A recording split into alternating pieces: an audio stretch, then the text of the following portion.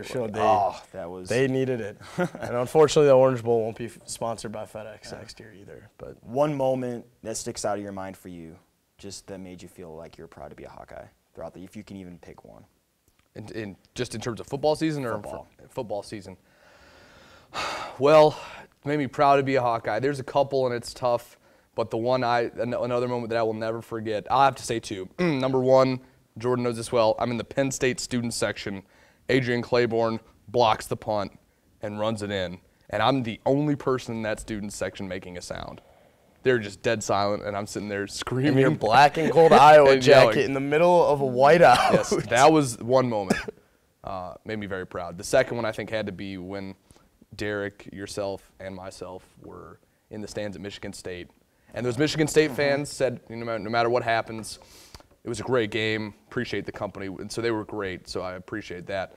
But when Marvin McNutt caught that football in the end zone, last play of the game, and we all just went crazy, and Hawkeye fans stayed for what seemed like hours. It was probably really like 30, 45 minutes afterwards, chanting IOWA, singing In Heaven There Is No Beer, and so on, and everyone just calling friends and family, embracing the victory, embracing the team. Those two moments, I think, easily stand out. That made me proud to be an Iowa Hawkeye. Yeah, I'm going to go back to Michigan State. Obviously, Penn State was great. And you're almost more proud to be a Hawkeye when you're on the road because one of the way we played on the road this year. Two, if you look at, the fan base that goes out there, every single place we visit, there are fans that say, oh, you guys definitely bring the most people to our stadium every year. Unless it's Northwestern, in which case the entire visiting side is filled up by everyone's fans every year. But, no, I think, unfortunately, and this happens everywhere. You run into some bad eggs that ruin it for everyone. At Michigan State, I didn't have the same interaction with the fans that you did. I ran into some not very friendly people when I was walking into the stadium that day. I was being heckled by some not very friendly people that were in the front row of the stands when we were on the Michigan State sidelines at the end of the game, yelling. Someone right next to me turned around and talking crap to me when Rucker thought he had picked the ball off and ended the game, and they called the flag. And I don't usually give it back to him because I can usually, thanks to Coach Ferentz, I can usually point up at the scoreboard and keep a smile on my face. But I couldn't do it at that point until there was no time left. And I'll never forget standing we were about 4 feet behind Javon Ringer on the Michigan State sidelines because their media relations department wouldn't let us cross over to the Iowa sidelines.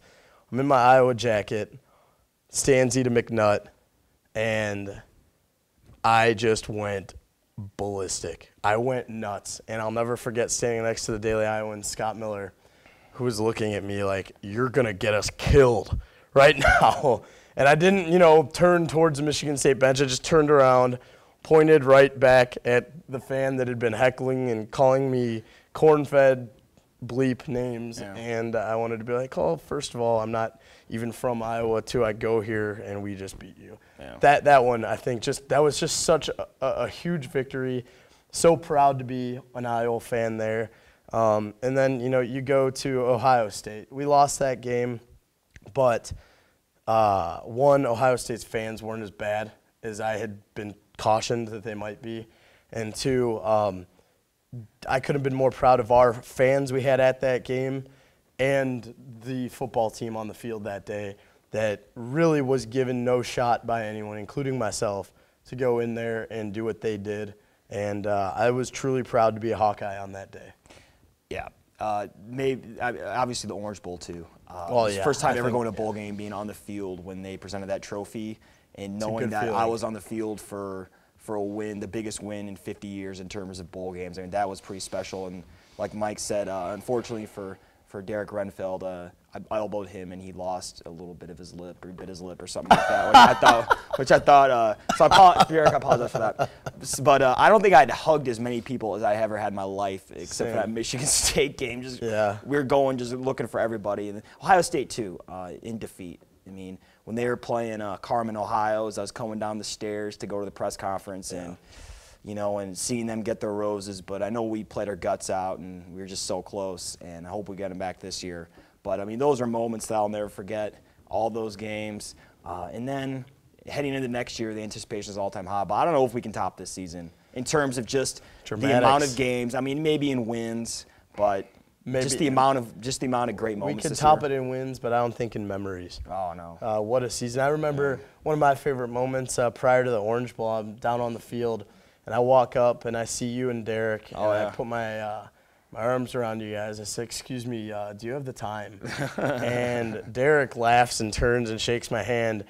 I think you had your earmuffs on maybe. Yep, I did. You pop your earmuff off, look really quick, oh yeah, just a sec, and then you realize that it was me, and no, that was just, it was great, you know, being before able you to, were escorted away, because they're like, oh, you can't be over here. Yeah. Well, thanks to Mr. Gautier, I got to stay down there a little longer, but and then after the game, being down on the field, just running into everyone, seeing everyone, you know, getting a hug from Ricky Stanzi when he came into the press conference, and you know, just stuff like that. You know, we'll always remember a season like that. And you know, I'll never forget the nightmare that Hang On Sloopy once put into my head. Oh, yeah. I remember there was Macy's Day Thanksgiving Parade. There's one of these groups performing acts from Ohio, and they're playing Hang On Sloopy and doing the OHIO thing as part of it. And I didn't even know what was on. I walk in the other room, actually raised my voice, told my mom to politely turn off the channel because of what that put into my head. But you know, just that is another memory, you know, and I couldn't have been more proud of this. And boy, I got a couple close calls in terms of equipment damage. Number one, you and I. So like, I got to go on the sideline for like the very end of the game, and I was just getting my camera ready to go into the press conference room. And after we blocked that second kick, I just let go like this, and the camera just went flying in the air and it hit the ground. And just to watch that later when I was importing the video and just see this little blur as the camera went and it hit the ground, that was just fantastic. I will never forget standing there on the sidelines, and out of the corner of my eye, in celebration, high-fiving everyone, chest bumping, fist pounding, I see something just launched up into the sky, and it's Alex Salzma's camera. Yeah. It was. I didn't even need to know whose it was or look twice. I just looked. Oh wow! Somebody could have been hurt because the tripod was attached to the bottom too, and that thing just went. In a more serious note, what I loved about this season was that we actually defeated Iowa State handily. I remember this brings me back to our pregame radio show that we had out in the parking lot. Our unbiased one, if I remember unbiased correctly. radio programming, of course. We all were hoping, man, how great would it be for Iowa to just go in there and get a big win by a couple touchdowns like we should on paper. We know we have the better team, we have the experience and the talent, but we all thought, man, it's gonna be tough to win the game based on how we played against UNI and based on how Iowa State had put up some points against North Dakota State and looked like a pretty solid team. And of course, it's always tough to win in Ames because just the rivalry. It's Iowa State Super Bowl. That's the only game that they play for all season. Yeah. So for us to go in there and win 35-3, and Brandon Wager to kind of have his coming out party as a true freshman, Ferentz putting him out there, and even Adam Robinson coming out. I think he had 92 yards or close to 100 yards on the ground. And Stanzi, he had some interceptions, but he still ended up having a good game. Tyler Sash had 2 or 3 interceptions. I think maybe, and then Greenwood had a couple interceptions. And I think Sash might have had 3 that game. 3, and Greenwood had 2. And and I think Sash also recovered a fumble. I mean, we had just that team effort was great, and it's always fun. I mean, I'm not from the state of Iowa, but I know people that go to Iowa State, so I relish the fact that we were able to really put it to them. Well, I'll never forget too how uncomfortable the post-game press conference was there. Just packed in, and it was in their offensive meeting room. And I'll never forget turning around and snapping a picture with my BlackBerry camera of the Iowa State offense. It said Iowa State offense, sign on the wall, huge letters, protect the ball. And I don't know how many turnovers they had against us, but that game, I mean, that blew my mind. I remember Brendan Stiles, the Daily Iowan, called for the blowout. He remembers. I remember his article specifically saying, and it even got posted on the Cyclone message boards because he said they need a blowout, the fans want a blowout, and they need it more than ever.